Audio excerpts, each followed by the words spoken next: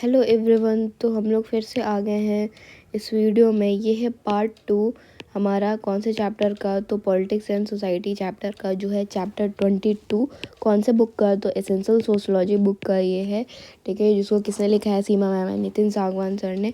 आप देख सकते हो इससे पहले हम लोग ने बहुत सारे टॉपिक को पार्ट 1 में कंप्लीट कर लिया। अगर आपको देखना है तो आप देख सकते हो। यहाँ पॉलिटिक्स एंड सोसाइटी है, बहुत सारा एक्स्ट्रा मटेरियल भी इसमें डाला था मैंने, क्योंकि बुक में है नहीं, ठीक है। और वो हम लोग कंप्लीट कर लिए। अब हम लोग नेक्स्ट आते हैं रेस्ट टॉपिक को कंप्लीट करने के लिए। और रेस्ट टॉपिक क्या क्या है? सबसे पहले तो सोशल एंड पॉलिटिकल एलाइट, जो एलाइट लोग होते हैं उन लोगों के बारे में हम लोग जानने की कोशिश करेंगे।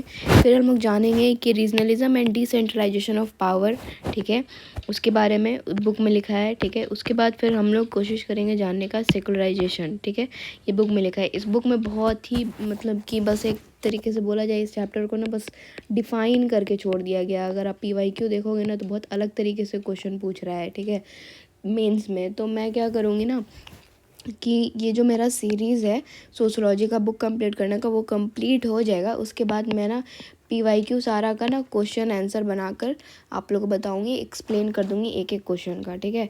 तो फिलहाल अभी स्टार्ट करते हैं इसको। तो सोशल एंड पॉलिटिकल एलाइट, पहले इंट्रो में क्या लिखा है? एलाइट वो लोग हैं जो एक्सेल करते हैं, ठीक है, और उनका पर्सनल क्वालिटी है, मान लो अच्छा होता है, या पोजीशन अच्छा होता है, या एफिलिएशन अच्छा होता है, तो उन लोगों को कहते हैं एलाइट। सोशल एलाइट कौन होते हैं? जो पोजीशन ऑफ पावर होल्ड करते हैं, ठीक है, उनके पास इन्फ्लुएंस करने का पावर है। क्यों? क्योंकि उनका स्टेटस सोसाइटी में वैसा बना हुआ है। स्टेटस जो है बाय बर्थ भी हो सकता है, कास्ट की वजह से भी हो सकता है, नॉलेज की वजह से भी हो सकता है कि ऊपर का स्टेटस है, या फिर बिहेवियर एंड वेल्थ की वजह से भी हो सकता है। अब आता है पॉलिटिकल एलाइट कौन होते हैं? जो जिनके पास पावर होता है इन्फ्लुएंस करने का, उनको कहते हैं पॉलिटिकल एलाइट। यहाँ पे क्षत्रियास लिखा हुआ है, तो ये हिस्टोरिकली देखा जाए तो usually political elite Kshatriyas caste के लोग ही होते थे, ठीक है। राजा महाराजा मोस्टली यहाँ के बनते थे। हाँ, कुछ एक्सेप्शन है, पर जैसा बुक में लिखा है मैं यहाँ पे लिख दी हूँ, ठीक है। चेंज इन एलाइट स्ट्रक्चर जो है, ruler change and ideology change, ठीक है। तो क्या होता है कि एलाइट स्ट्रक्चर जो है कैसे चेंज होता है? तो रूलर चेंज होगा तो आइडियोलॉजी भी चेंज होगा। इस तरीके से जो एलाइट स्ट्रक्चर चेंज भी हो सकता है। कास्टिज्म जो है एसेंशियल रोल प्ले करता है इलेक्शन के टाइम पे, ठीक है। इलेक्शन के टाइम पे नाउ डेज देखा जाता है कि कास्ट बहुत मेजर रोल भी आजकल प्ले कर रहा है, या पहले से भी प्ले करते आ रहा था, ठीक है। डिस्पाइट सिग्निफिकेंट चेंज देखा जाए, लेकिन फिर भी आज भी nepotism, dynastic rule, personality cult, regionalism और कास्टिज्म जो है देखने को मिल रहा है, ठीक है। अब रूरल एरिया यहाँ पे गांव वाला एरिया, यहाँ पे स्पेलिंग गलत लिखा हुआ है, ठीक है। रूरल एरिया में देखा जाए तो इलाइट लोग कौन होते हैं? जो वेल टू डू पीजेंट्री लोग होते हैं। वो लोग रिचुअली भी जो है सुपीरियर होते हैं, डोमिनेंट कास्ट के होते हैं, या फिर ट्रेडिंग क्लास के होते हैं। तो वो जो है गाँव में जो है वो लोग कौन होते हैं? इलाइट होते हैं। किनशिप एंड कास्ट देखा जाए तो बहुत ही इंपॉर्टेंट रोल प्ले करता है ये रूरल पॉलिटिक्स में। क्या? Kinship and cast. किनशिप मैं सोच रही हूँ कि आपको पता होगा, क्योंकि इससे पहले मैंने वीडियो बना रखा है, उसमें पता ही होना चाहिए कि आपको किनशिप क्या है। अगर नहीं पता है तो फिर आप फिर से वीडियो देखो, ठीक है। उसके बाद देखा जाए तो एजुकेशन भी जो है इंपॉर्टेंट रोल प्ले करता है रूरल लीडरशिप में। एजुकेशन की वजह से भी जो है गांव में लोग लीडरशिप में आ सकते हैं, ठीक है। अब रूरल यहाँ पे गांव का होगा। रूरल एलाइट का लीडरशिप जो है सिर्फ ritually higher placed caste alone की वजह से नहीं आता है। ये अभी के टाइम पे देखा जाए तो बहुत ही सेकुलर भी हो गया है। अभी के टाइम पे एलाइट जो है सोशो इकोनॉमिक बैकग्राउंड से भी आ रहे हैं, ठीक है। एग्जाम्पल देखा जाए तो नॉर्थ स्टेट में, एग्जाम्पल से आपको समझ में आएगा कि north state of Haryana, western UP में जो है Jat and some other landed OBC जो है कहाँ है? लीडरशिप में है, ठीक है। तो वो लोग लीडरशिप में, तो ये तो देखा जा रहा है कि कास्ट के बेसिस पे जो है उनको हायर प्लेस नहीं दिया गया है, लेकिन वो लोग जो है अपने लीडरशिप क्वालिटी के वजह से, ठीक है, वो लोग लीडरशिप क्वालिटी की वजह से जो है लीडर हैं, ठीक है, अपने एरिया में। तो ये बताने का कोशिश किया जा रहा है कि अब भी के टाइम पे रूरल एलाइट थोड़ा सा सेकुलर जो है बनते जा रहा है, ठीक है। अब अर्बन एरियाज में देखा जाए तो सोशल एलाइट जो है कौन होते हैं अर्बन एरिया में? तो प्रोफेशनली सर्विस क्लास के लोग होते हैं, ठीक है। इंडस्ट्रियलाइजेशन की वजह से जो है यहाँ पे चेंज हो गया कॉम्पोजिशन हमारा, ठीक है, पॉलिटिकली एलाइट लोगों का। उसके बाद क्या है कि एडवांटेज ऑफ एजुकेशन की वजह से भी जो है अर्बन एरिया में कौन हो रहे हैं, एलाइट लोग आ रहे हैं। ठीक है, अब संजय बारू जो है एलाइट के ऊपर क्या कहे हैं, इनका ये बुक था इंडिया पावर, इसमें इन्होंने लिखा है India power elite caste class and culture revolution 2021। इसमें इन्होंने क्या लिखा है, संजय बारू ने आर्ग्यू करते हैं कि इंडियन एलाइट सफ़र करते हैं फ्रॉम डिफिनेशनल प्रॉब्लम, मतलब इंडियन एलाइट को कोई डिफाइन ही नहीं कर पा रहा है। ठीक है, अच्छे से वो सफ़र करते हैं डिफिनेशनल प्रॉब्लम। और यहाँ पे बहुत सारा पैरेलल एलाइट भी है। ठीक है, इंडिया में। ठीक है, पैरेलल एलाइट भी खड़ा हो रहा है, यहाँ भी एलाइट है, यहाँ भी एलाइट है। कहाँ से भाई, तो bureaucratic elite, from bureaucratic elite to capital class to political class and so on. तो ये लोग ना पैरेलल तरीके से खड़े हो जा रहे हैं, इतने सारे एलाइट एक दूसरे से ना टकरा रहे हैं और एक ही जगह पे पैरेलल तरीके से एलाइट खड़े हो जा रहे हैं, कोई एक सिंगल एलाइट नहीं है एक एरिया में। ऐसा किसने कहा, संजय बारू ने कहा। ठीक है, बुक में बस इतना ही सोशल एंड पॉलिटिकल एलाइट के बारे में लिखा है। ठीक है, अब मैं आगे देखती हूँ तो क्या लिखा है। नेक्स्ट हेडिंग हमारा आता है regionalism and decentralization of power. इसमें बुक में क्या लिखा है कि इंट्रो में देखो क्या लिखा है कि phenomena in which people loyalties become region centric. ठीक है, रीजनलिज्म क्या होता है और डिसेंट्रलाइजेशन ऑफ पावर क्या होता है, पहले आप ये दिमाग में रहो। रीजनलिज्म होता है कि उसमें इंसान का प्यार, पीपल का प्यार या लॉयल्टीज़ जो है अपने रीज़न के लिए अगर हो जाता है तो उसको कहते हैं रीजनलिज्म। ठीक है, अपने रीज़न के लिए जो है प्यार ज़्यादा उमड़ गया। ठीक है, जैसे इसका बेस्ट एग्जांपल होगा रीजनलिज्म का, आप देखो तो जैसे कि साउथ में जो है लोग जो है साउथ के लोग अपने आप को थोड़ा सा अलग समझ रहे हैं नॉर्थ इंडिया से। ठीक है, तो वो तो एक तरीके से दिखाता है कि वहाँ पे रीजनलिज्म टेंडेंसी थोड़ा सा फैल रहा है ना। तो ये हो गया। साथ ही साथ रीजनलिज्म का एक और एग्जांपल देखा जाए तो उधर पंजाब एरिया साइड जो हो जाता है ना। और फिर डिसेंट्रलाइजेशन ऑफ पावर तो काफ़ी इजी है। डिसेंट्रलाइजेशन ऑफ पावर मतलब क्या कि पावर को जो है नीचे लोअर लेवल तक भी पहुंचाना। इसका बेस्ट एग्जांपल क्या है, 73rd and 74th constitutional amendment, यानी कि पंचायती एंड म्यूनसिपैलिटीज़। ठीक है, तो अब इंट्रो में देखा जाए तो क्या लिखा जाता है कि रीजन सेंट्रिक अगर लॉयल्टीज़ पीपल का होता है तो वो होता है रीजनलिज्म। रीजनलिज्म जो है language, race, religion, geography, ETC सब पे बेस्ड होता है। ठीक है, रीजनलिज्म कोई होता है एक ही लैंग्वेज के लोग बात करते हैं तो वो एक रीजनलिज्म फैला लिए, या फिर सेम रेस के हैं तो रीजन, या ज्योग्राफी में आप देखो तो नॉर्थ एंड साउथ हो गया है ना, ये हो गया। तो result of diversity and disparity की वजह से जो है रीजनलिज्म होता है। इनसाइड एंड आउटसाइड कॉम्प्लेक्स बन जाता है। सन ऑफ सॉइल आइडियोलॉजी की वजह से भी रीजनलिज्म आता है। ठीक है, अभी हम लोग सिर्फ और सिर्फ रीजनलिज्म का बात करें, डिसेंट्रलाइजेशन ऑफ का पावर बात नहीं कर रहे हैं। ठीक है, रीजनल मूवमेंट एम करता है कि वो खुद को जो है एक स्टेट अलग बना ले। ठीक है, इंटरनल कॉलोनियलिज्म भी इसको कहते हैं। इसको ऑब्जेक्टिव क्या होता है रीजनलिज्म का, इसका ऑब्जेक्टिव होता है कि अकोमोडेट करे, प्रोटेक्शनिस्ट आइडियोलॉजी रखे, खुद से ऑटोनॉमी, अपने जो एरिया है अपने रीजन को खुद से ऑटो तरीके से जो है खुद से अपने से उसको चलाएं। ठीक है, सेपरेटिस्ट होता है कि हम अलग होना चाहते हैं, और सेसेशनिस्ट होता है। ठीक है, रीजनलिज्म देखा जाए तो क्या होता है कि रीजनलिज्म एक तरीके से डिसेंट्रलाइजिंग टाइप का दिख रहा है, और नेशनलिज्म होता है सेंट्रलाइजिंग। ठीक है, मतलब रीजनलिज्म में क्या हुआ कि अलग अलग बंटना चाह रहे हैं लोग। वहीं देखा जाए तो नेशनलिज्म क्या है कि लोग जो है एक साथ जुड़े हुए हैं एज अ नेशन। ठीक है, कि सब हम पूरे इंडिया एक है, कोई अलग नहीं है, वो हो गया सेंट्रलाइजिंग है। ठीक है, अकॉर्डिंग टू हरिहर भट्टाचार्य ये क्या कहते हैं, इन्होंने इसमें बताया है federalism and regionalism in India 2005 में बताया इन्होंने कि रीजनलिज्म इंडिया में रूटेड है India's diversity of language, culture, tribe and religion. मतलब इंडिया में रीजनलिज्म कहाँ से आ रहा है, तो इंडिया में रीजनलिज्म आ रहा है क्योंकि इंडिया में जो है बहुत सारा डाइवर्सिटी है, लैंग्वेज बहुत सारे अलग अलग है, कल्चर बहुत सारे अलग अलग हैं, ट्राइब्स बहुत सारे अलग अलग हैं, रिलीजन काफ़ी अलग अलग हैं। तो इसी वजह से रीजनलिज्म बढ़ रहा है कि इनकरेज होता है जोग्राफिकल कंसंट्रेशन की वजह से भी। और इसको फ्यूल देता है कौन, तो सेंस ऑफ रीजनल डिप्रिवेशन। अगर इंसान के दिमाग में आएगा कि नहीं भाई हम लोग जो सेम कल्चर के लोग हैं हम लोग बहुत डिप्राइव हैं, हम लोग के साथ इतना डेवलपमेंट नहीं किया जा रहा है, गवर्नमेंट का ध्यान हमारे ऊपर नहीं है। ठीक है, तो इस वजह से भी जो है क्या होता है, ये सब चीज़ जो दिमाग में आती है वो फ्यूल करता है रीजनलिज्म को। ऐसा किसका कहना है, हरिहर भट्टाचार्य का। ठीक है, रीजनलिज्म जो है प्री इंडिपेंडेंस में भी था। ठीक है, देखा जाए तो रीजनलिज्म जो है कब से आ रहा है, जब से रिफॉर्म आया 1909 में, जो रिफॉर्म आया 1919 और 1935 में आया रिफॉर्म। ठीक है, जो ब्रिटिश गवर्नमेंट जितनी सारी एक्ट लाई थी तभी से रीजनलिज्म देखने को मिल रहा है। जस्टिस पार्टी बना, अकाली दल बना। ठीक है, इससे हमको ये सब एग्जांपल होगा कि ये बता रहा है कि रीजनलिज्म पुराने टाइम से चला आ रहा है। डेमोक्रेटिक गवर्नमेंट देखा जाए तो डेमोक्रेटिक गवर्नमेंट आया, ठीक है, बाद में, तो लोगों का बहुत ज़्यादा हाई एक्सपेक्टेशन था कि अब तो भाई हमारा लाइफ बिल्कुल सेट हो जाएगा, अब बिल्कुल सही हो जाएगा, कोई प्रॉब्लम नहीं होगा, ठीक है। लेकिन क्या हुआ कि उतना पूरी तरीके से फुलफिलमेंट नहीं हो पाया। अभी भी गवर्नमेंट बहुत कोशिश कर रही है कि फुलफ़िल किया जाए, तो अभी नॉन फुलफिलमेंट हुआ है पूरी तरीके से। बहुत सारे चीज़ों में अभी गवर्नमेंट नहीं उतना कर पाई है, तो इस वजह से उन लोग को feeling of relative deprivation feel हुआ कि हम लोगों पे ध्यान नहीं दिया जा रहा है, ठीक है।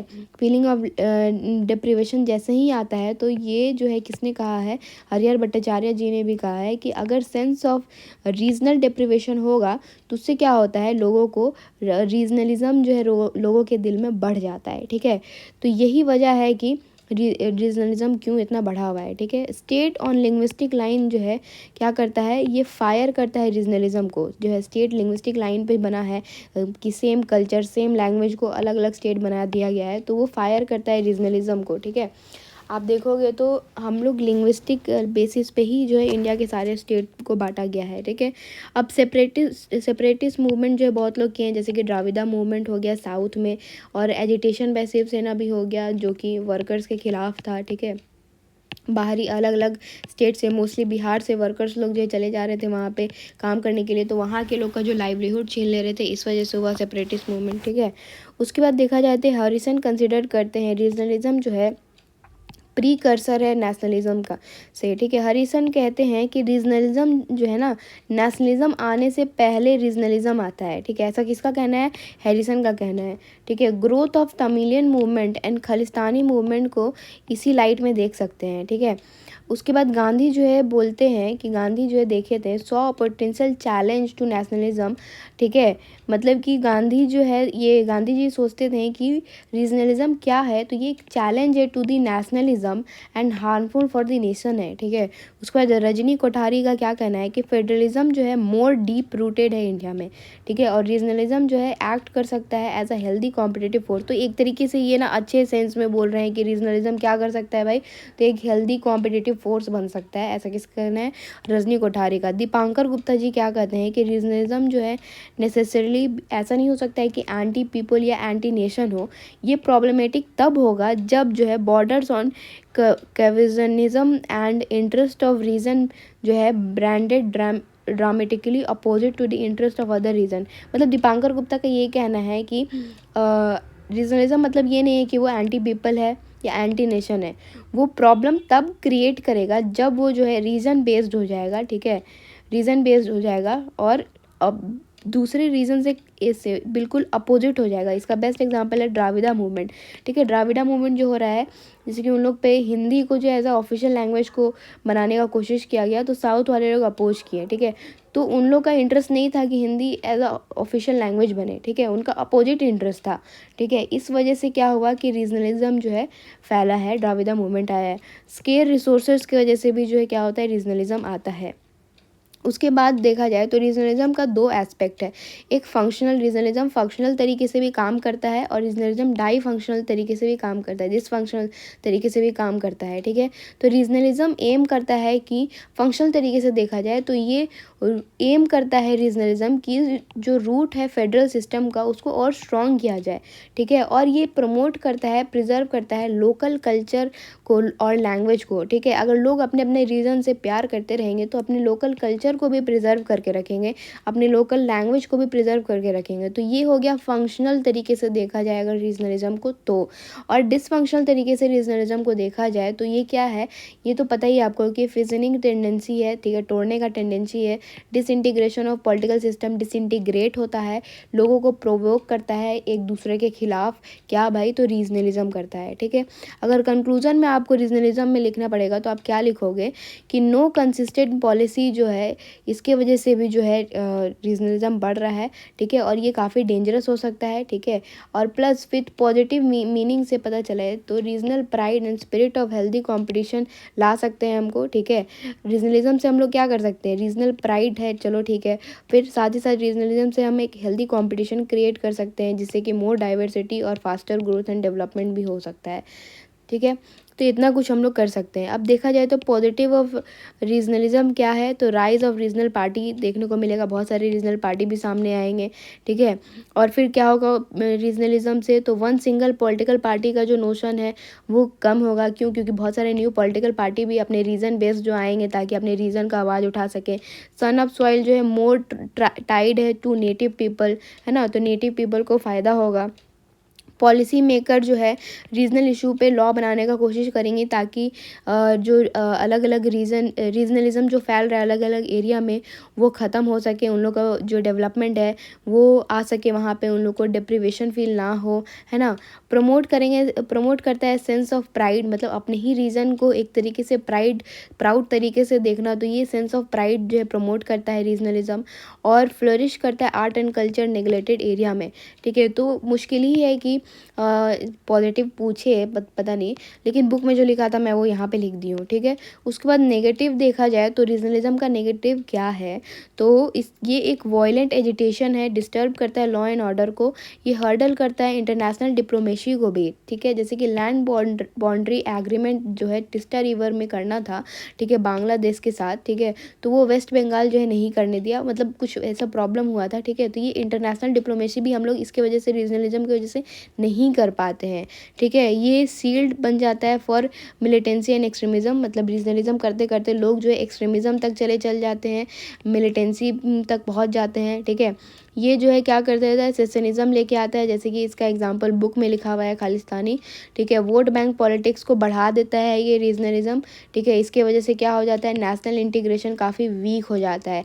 यूनिटी इन डाइवर्सिटी को ये थ्रेट करता है, एंटी माइग्रेशन फीलिंग ले आता है स्टेट के ऊपर। इसका बेस्ट एग्जांपल है महाराष्ट्र, क्योंकि वहाँ के लोग बहुत चिढ़ते हैं, मतलब यूजली ऐसा आता है, अक्सर बताया जाता है, न्यूज़ में आता है कि वहाँ के लोग काफ़ी आउटसाइडर वर्कर्स के खिलाफ रहते हैं, ठीक है। तो एंटी माइग्रेशन फीलिंग आ जाता है among people due to regionalism, and these are the negative impact of the regionalism, ठीक है।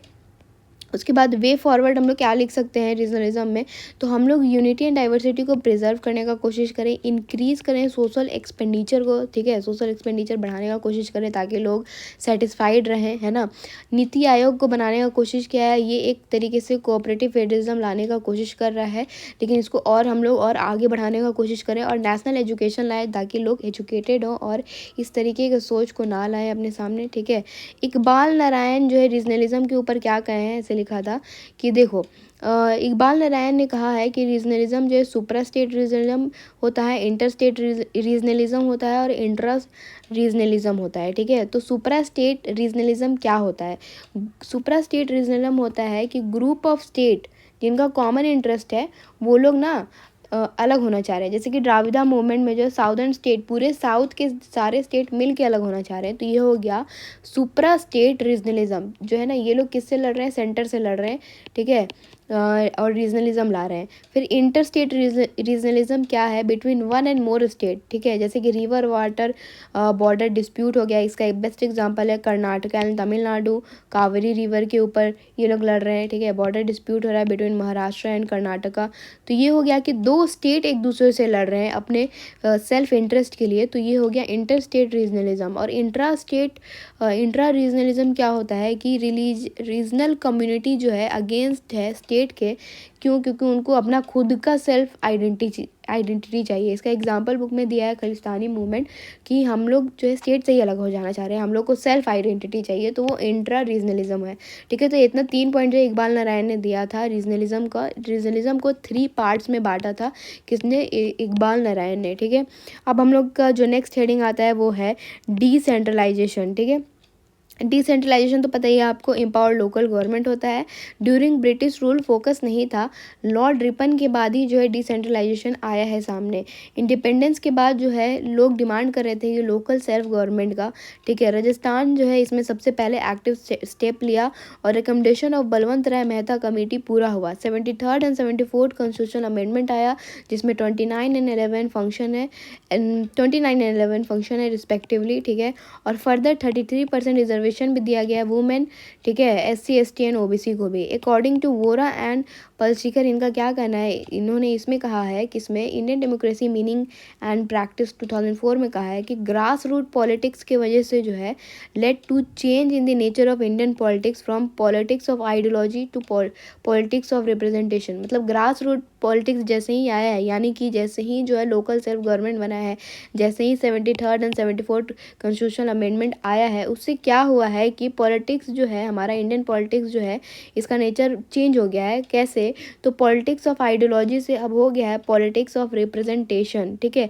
पंचायत जो इम्प्लीमेंट कर रहा है वेरियस स्कीम जैसे कि ICDS एंड मनरेगा, ठीक है। तो उससे क्या हो रहा है कि वहाँ के गांव के भी, रूरल एरिया के भी लोगों को फ़ायदा हो रहा है। केरला एक्टिव स्टेप लिया था वन चाइल्ड के ऊपर, ठीक है। उसके बाद 13 फाइनेंस कमीशन भी रिकमेंड किया है कि शेयर ऑफ पंचायत जो है यूनियन रेवेन्यू में, ठीक है, उसको जो है डिविजिबल पूल बढ़ाया जाए, ठीक है। 14 फाइनेंस कमीशन जो है कहता है कि डेवलप किया जाए फॉर दीज इंस्टीट्यूशन ऑल्सो, ताकि इंक्रीज़ हो इन देयर ओन रेवेन्यू, ठीक है। मतलब कि इन जो 14 फाइनेंस कमीशन कह रहा है कि दीज इंस्टीट्यूशन के लिए एक फ़ंड जो है, फ़ंड रखने के लिए एक इंस्टीट्यूशन क्रिएट किया जाए ताकि उन लोगों का खुद का रेवेन्यू भी जनरेट हो, है ना। डिफरेंट स्टेट फंक्शन करता है डिफरेंटली, लेकिन हर स्टेट में सेम तरीके का पंचायत नहीं है। लक्ष्मीकांत में अगर आप पढ़े होगे तो आपको पता होगा, जैसे महाराष्ट्र, कर्नाटका, केरला, ठीक है, ये लोग जो है बहुत अच्छे से फंक्शन कर रहा है। लेकिन वही बात देखा जाए तो पंचायती सिस्टम म्यूनिसिपैलिटी उतने अच्छे से इम्प्लीमेंट नहीं कर पाया है आंध्र प्रदेश, जम्मू एंड कश्मीर एंड बिहार, ठीक है। वोटिंग स्टिल जो है कास्ट के बेसिस पे होता है। और अभी देखा जाए तो पंचायत जहाँ जहाँ पे ये कॉन्स्टिट्यूशन लोकल सेल्फ गवर्नमेंट आया है, तो उस गांव वाले एरिया में देखा जाए तो अभी भी जो है कास्ट के बेसिस पे लोग वोट करके अपने जो है इसको सरपंच को चूज़ कर रहे हैं, ठीक है। Concept and family affinity in MP and Bihar, मतलब फैमिली, जैसे फैमिली टाइज है कि ये मेरे चचा हैं तो सब उन्हीं को वोट दे दिया, इस तरीके से भी चल रहा है MP एंड बिहार में। Caste and khap panchayat often जो है नॉर्थ इंडिया में वर्क कर रहा है। एग्जांपल 2004 में झाझा डिस्ट्रिक्ट ऑफ हरियाणा में खाप पंचायत जो ऑर्डर किया था कि marriage of boy and girl को हटा दिया जाए क्योंकि दोनों जो है सेम गोत्रा में थे। तो अभी भी खाप पंचायत चल रहा है, ठीक है। तो ये एक तरीके से सही नहीं है। फिर नेक्स्ट देखा जाए तो वुमेन कंटेस्टेंट को एज अ प्रॉक्सी यूज़ किया जाता है। हस्बैंड जो है उनको सीट लेने के लिए क्या करते हैं, अपनी बीवी को जो है खड़ा कर देते हैं। TK ओमेन का क्या कहना है कि कंपेयर किए थे panchayati raj institution of north and south region in India. इसमें कहा गया था कि इन साउथ ग्राम सभा जो हिस्टोरिकली प्रेजेंट था, तो इस वजह से जो है पंचायती राज इंस्टीट्यूशन जो है साउथ में ज़्यादा इफेक्टिव है, ठीक है। और नॉर्थ इंडिया में देखा जाए तो नॉर्थ इंडिया में जो है कास्ट कॉन्फ्लिक्ट बहुत ज़्यादा दिखता है PRI में, ठीक है। गेल ओम्बेड का क्या कहना है कि दलित जो है एक तरीके से वोट बैंक हो गया है डोमिनेंट रूलर एलाइट का, ठीक है, RAL होगा, ठीक है। उसके बाद फर्नांडिस का क्या कहना है कि फ्रॉम 1998 टू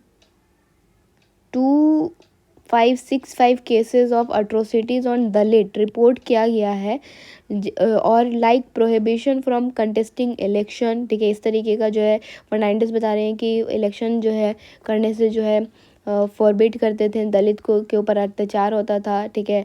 और उनके घर को जला दिया जाता था क्योंकि वो लोग अगर इलेक्शन में खड़े होते थे। तो बिहार में देखा जाए तो दलित वुमेन सरपंच जो अपना ज़िंदगी खो बैठी थी, क्योंकि वो होस्ट की थी नेशनल इंडियन फ्लैग को इंडिपेंडेंस डे के दिन, ठीक है। तो मतलब बहुत सारा जो कॉन्फ्लिक्ट है, बहुत सारा तरीके से जो है देखा जा रहा है कि अभी भी बहुत सारे इम्प्रूवमेंट्स की ज़रूरत है।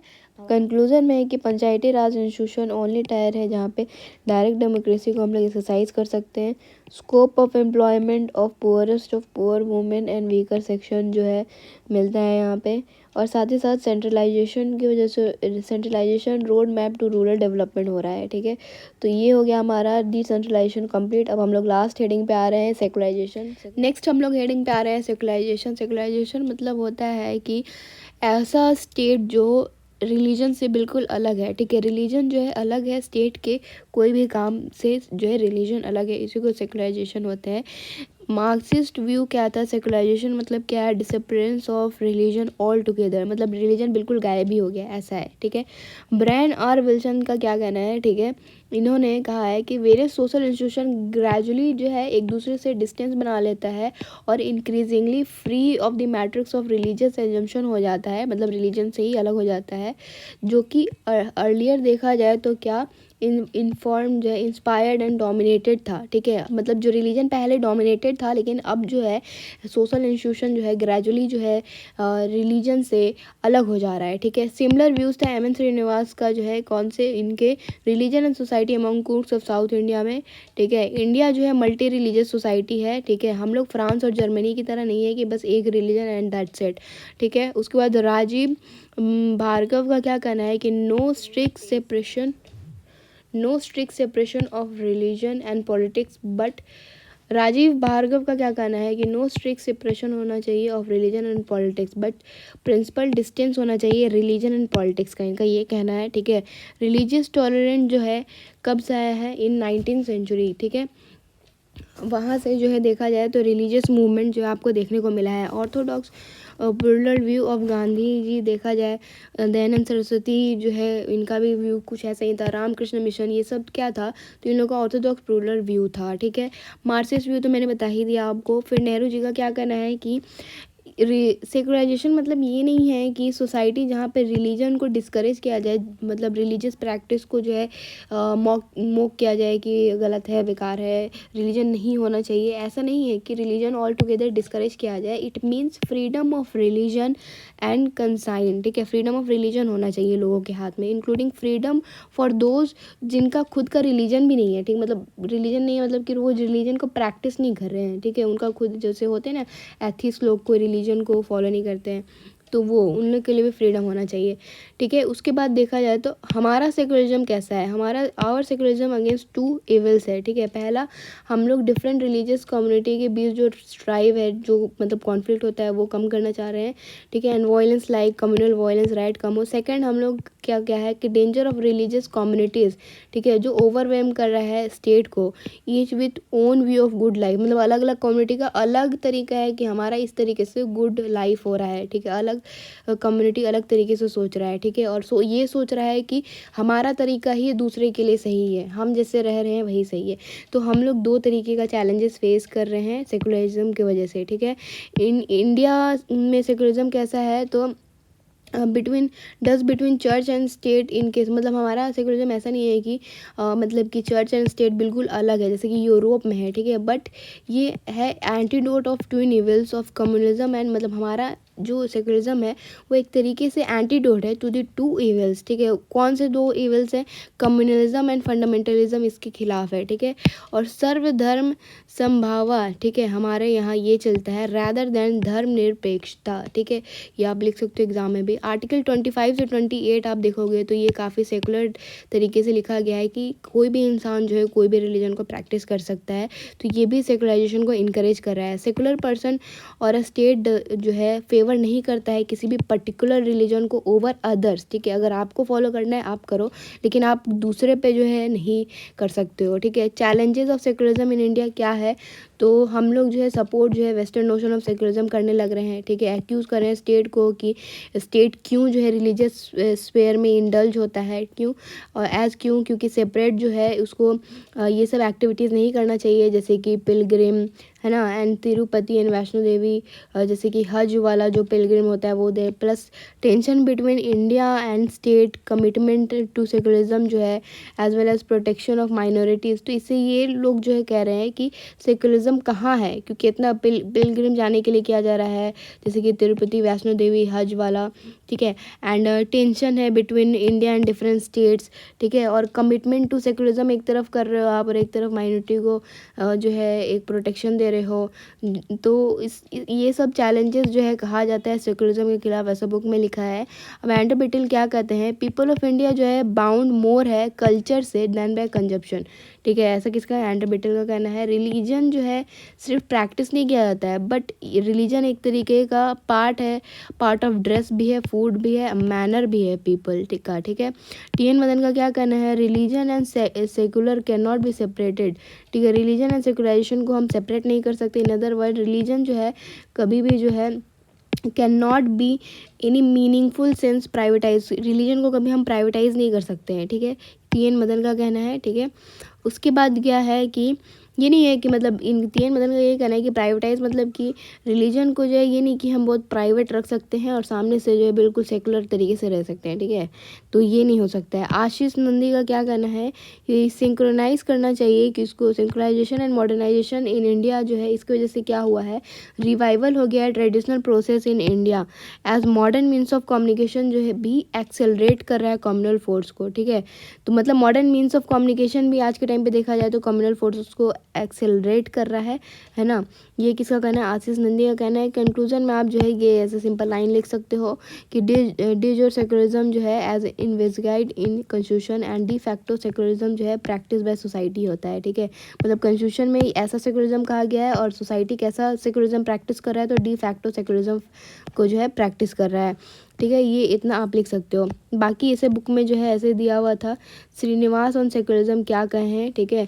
तो एम.एन. श्रीनिवास जो है फेमसली डिफाइन किए हैं सेकुलराइजेशन को, ठीक है, एज फॉलो। मतलब कि द टर्म सेकुलरिज्म इम्प्लाई करता है कि व्हाट वाज प्रीवियसली रिगार्डेड जो रिलीजियस था is ceasing to be such and it also implies a process of differentiation, ठीक है। ये भी इम्प्लाई करता है प्रोसेस ऑफ डिफ्रेंशिएशन जो रिजल्ट करता है in various aspect of society, economic, political, legal and moral, becoming increasingly ये डिस्क्रीट हो रहा है रिलेशन में to each other. However according to him differentiation जो है इसका मतलब नहीं है कि मतलब डिफ्रेंशिएशन का मतलब ये नहीं है कि आप रिलीजन से बिल्कुल अलग हो जाएं, ठीक है। ये नहीं है कि आप डिसकनेक्ट हो जाएं रिलीजन से, ठीक है। थस जो है ये डिफ़ाइन किए हैं, इस डिफिनेशन हैज़ टू एस्पेक्ट, ठीक है। ये जो डिफ़ाइन किए हैं सेकुलरिज्म को वो इसका दो एस्पेक्ट है, नोशन ऑफ रिलीजन इटसेल्फ, ठीक है, और डिफ्रेंशिएशन ऑफ इंस्टीट्यूशन। दो तरीके से जो है सेकुलरिज्म को डिफ़ाइन किया है ये, और ये फर्दर से करते हैं सेकुलरिज्म एज अ प्रोसेस जो है हमेशा सब्ज्यूम हो गया है वेस्टर्नाइजेशन की वजह से, which is much broader term. मतलब जो सेकुलराइजेशन है ना वो वेस्टर्नाइजेशन के ऊपर दब गया है, और वेस्टर्नाइजेशन जो है एक ब्रॉडर टर्म है, वेस्टर्नाइजेशन की वजह से ही रिलीजन जा रहा है, ऐसा किसका कहना है, श्रीनिवास का कहना है। यहाँ पे हमारा वीडियो कंप्लीट होता है चैप्टर 22 पॉलिटिक्स एंड सोसाइटी, ठीक है। ये हमारा पार्ट 2 था, पार्ट 1 हम लोग ने जो है इससे पहले वाले वीडियो में देख चुका है, ठीक है। पार्ट 2 था। आपको अगर वीडियो अच्छा लगता है तो like comment share and subscribe करो, ठीक है। अगर ऐसे ही वीडियो चाहिए तो, और नोट्स के लिए मैं नीचे टेलीग्राम लिंक प्रोवाइड कर दूँगी, वहाँ से देख लेना। Thank you so much.